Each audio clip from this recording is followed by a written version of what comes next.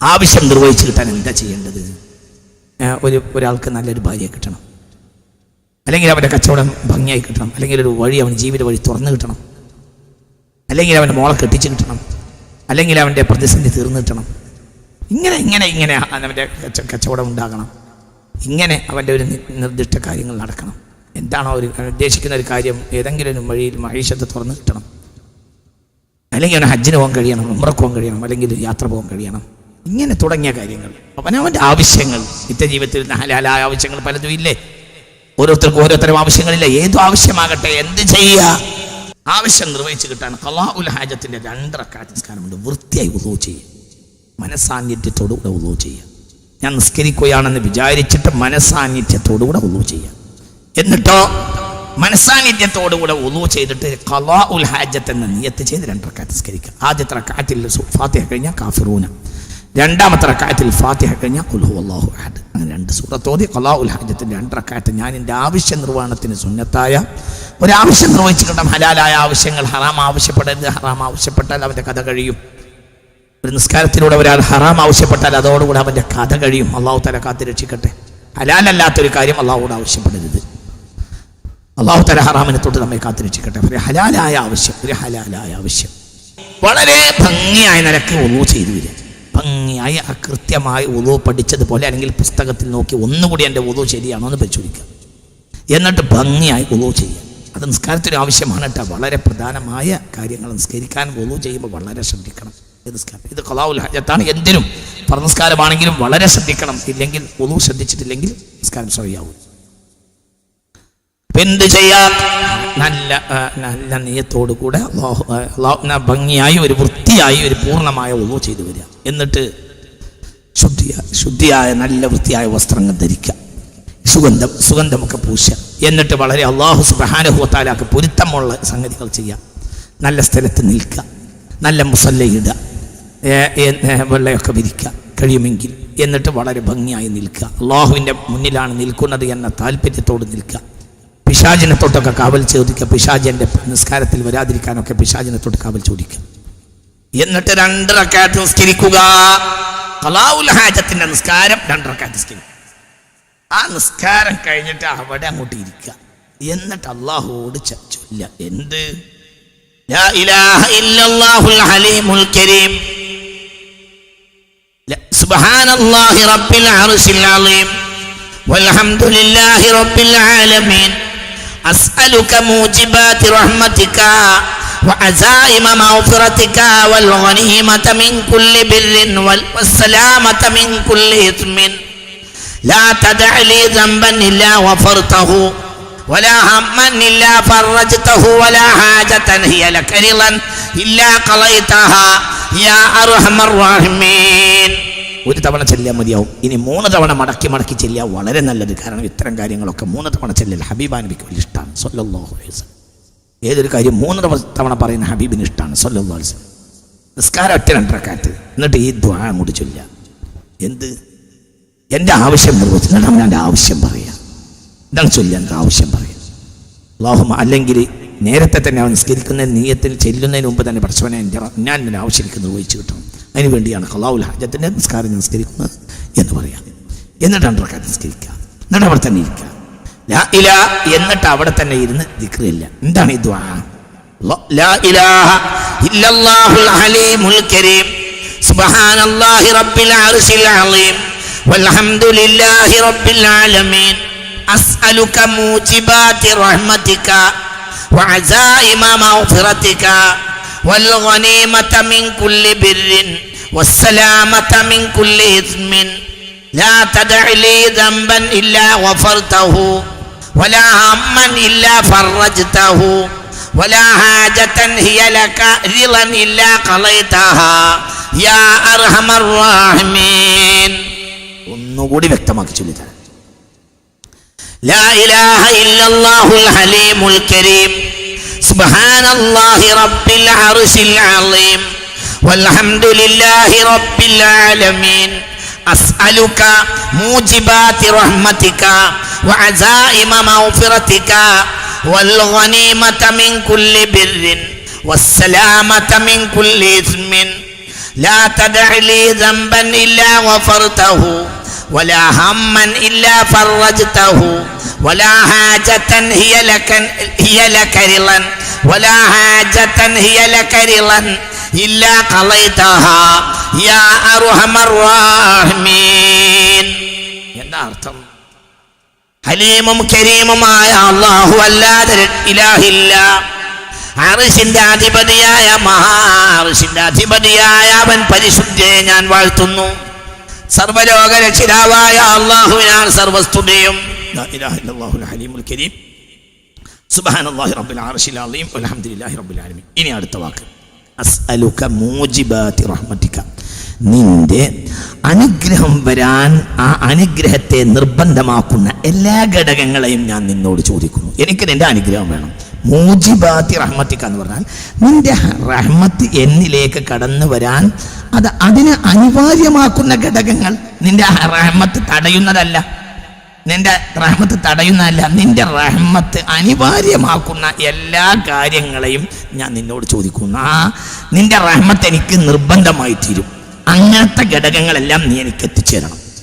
ആ ഘടകങ്ങൾ ഒരാൾക്ക് വന്നാൽ നിർബന്ധമായും അവൻ ആ റഹ്മത്ത് കിട്ടും. ഉദാഹരണ റഹ്മത്തിന്റെ മലക്കുകൾ ഒരു മനുഷ്യനെ മൂടുക, അത് അള്ളാഹുവിന്റെ റഹ്മത്ത് വരാനൊരു ഒരു ഘടകമാണ്.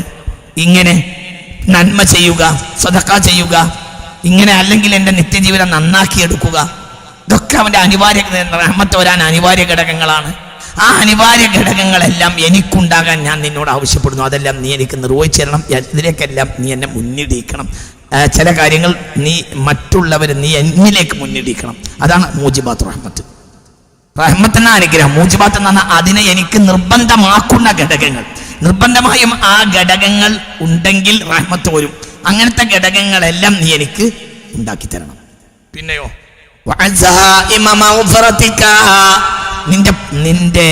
നിന്റെ മൗഫിറത്ത്, നിന്റെ പാപമോചനം എനിക്ക് തരുന്ന ഘടകങ്ങളെയും ആ പാപമോചനം എനിക്ക് സാധ്യമാക്കുന്ന ഘടകങ്ങളെയും.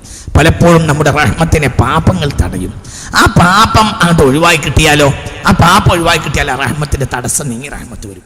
അതാണ് അസ്അലുക മൂജിബാതി റഹ്മതിക വഅസായിമ മഗ്ഫിറതിക.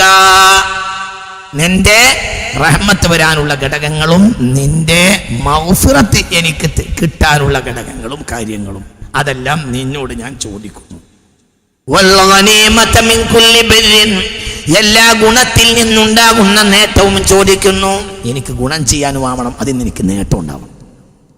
വസ്സലാമത മിൻ കുല്ലി ഇത്മിൻ, എല്ലാ കുറ്റത്തിൽ നിന്നുള്ള രക്ഷയും ഞാൻ നിന്നോട് ചോദിക്കുന്നു. കുറ്റം എനിക്കുള്ള അനുഗ്രഹത്തെ തടഞ്ഞു വെച്ചിട്ടുണ്ടാവും. അപ്പൊ ഇനി കുറ്റം ചെയ്യുകയും ചെയ്യരുത്. അപ്പൊ ഇനി കുറ്റം ചെയ്യാത്ത രക്ഷ. പിന്നെയോ ചെയ്ത കുറ്റം പുറത്തു കിട്ടിയ രക്ഷ. അതാണ് വസ്സലാമത മിൻ കുല്ലി ഇത്മിൻ വൽഗനീമത മിൻ കുല്ലി ബിർരിൻ, എല്ലാ ഗുണം ചെയ്ത ലാഭം. ഒരു ഗുണം ചെയ്ത അതിന് ലാഭം ഉണ്ടാവും, അത് റഹ്മത്താണ്, വീണ്ടും റഹ്മത്തായി വരും. വസ്സലാമത മിൻ കുല്ലി ഇത്മിൻ, എല്ലാ കുറ്റത്തിന്റെ രക്ഷയും. ഇനി കുറ്റം ചെയ്യാതിരിക്കാനുള്ള രക്ഷ, ചെയ്ത് കുറ്റം പുറത്തു കിട്ടാനുള്ള രക്ഷ, അതും ഞാൻ നിന്നോട് ചോദിക്കും. എന്നിട്ട് എന്താ പറയുന്നത്? ലാ തദഅലി ദംബൻ ഇല്ലാ ഗഫർതഹു, ലാ തദഅലി ദംബൻ, എനിക്ക് നീ ഒരു ദോഷവും ഒഴിച്ചിടരുത്. ഇല്ല ഗഫർതഹു, നീ പുറത്തിട്ടല്ലാതെ.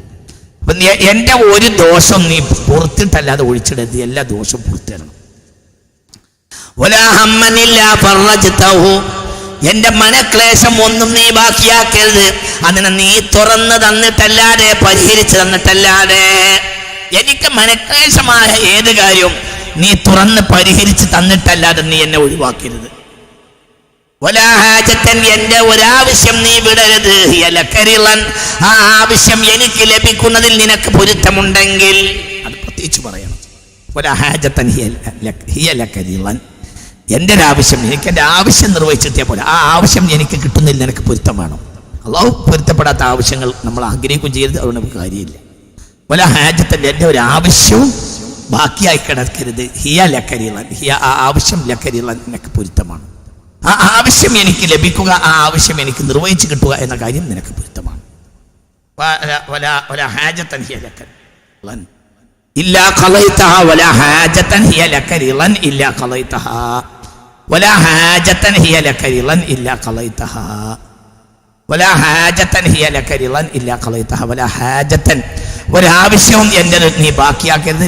ലകരിളൻ, അതിൽ നിന്റെ പൊരുത്തമുണ്ട്. ഇല്ലാ ഖളൈതഹ, ആ ആവശ്യം നീ നിർവഹിച്ചു തരാതെ നീ ബാക്കിയാക്കരുത്. യാ അർഹമർ റഹീമീൻ, കരുണാവാരിധിയിൽ ഏറ്റവും കരുണാവാരിധിയായ അല്ലാഹുവേ എന്ന്. ഇത് വളരെ ഗൗരവമായി നമ്മൾ ചിന്തിക്കണം. ഏത് ഉദ്ദേശ പ്രയാസങ്ങൾ ഉണ്ടായാലും ഈ പ്രയാസങ്ങളെ പരിഹരിക്കാൻ ഇത് മതിയാകും എന്ന് ബഹുമാനപ്പെട്ട മുത്തു മുഹമ്മദ് മുസ്തഫ സല്ലല്ലാഹു അലൈഹി വസല്ലമ തങ്ങൾ സ്വഹാബികളെ പഠിപ്പിച്ചത്, ബഹുമാനപ്പെട്ട സ്വഹാബികൾ താബിഈങ്ങൾ തബഉ താബിഈങ്ങളായി ബഹുമാനപ്പെട്ട ഉമ്മത്ത് മുസ്ലിമത്ത് കൃത്യമായി നടത്തിക്കൊണ്ട് വരുന്ന ഒരു പ്രധാനപ്പെട്ട കാര്യമാണ്. എന്തൊരു പ്രയാസം ഉണ്ടെങ്കിൽ ആ പ്രയാസം പരിഹരിക്കുക.